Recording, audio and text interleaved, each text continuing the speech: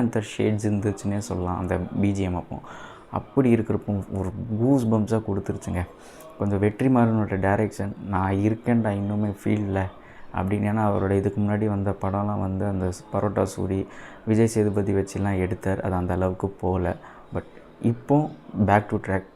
வெற்றிமாறனாலே gangster, local என்ன பண்ணுவார் அப்படின்னு தான் காட்டுவாங்க. அண்ட் படம் அவரோட பேஸ் எப்போவுமே ஒரு வைலன்ஸால் தான் அழிக்க முடியுன்ற மாதிரி எப்போவுமே இருக்கும்.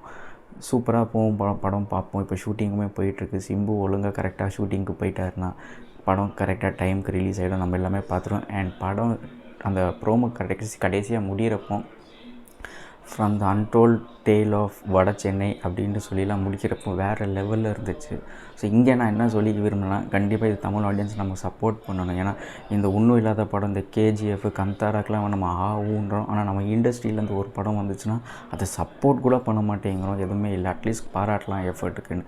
அப்படி இருக்கப்போ இந்த வாட்டி தமிழ் ஆடியன்ஸுமே இந்த படத்துக்கு சப்போர்ட் பண்ணோம். அப்போ தான் இந்த மாதிரி டேரக்டர்ஸில் இன்னுமே நம்ம தமிழ் சினிமாவில் இருப்பாங்க. ஸோ பார்ப்போம் எப்படி எல்சியூ இருக்கோ அதே மாதிரி இப்போ வெற்றிமாறன் சினிமேட்டிக் யூனிவர்ஸ்க்கு ஃபர்தர் அப்டேட்ஸ்க்கு வெயிட் பண்ணோம். ஸோ உங்களோட தாட்ஸ் என்னன்றதை கமெண்ட் செக்ஷனில் போடுங்க.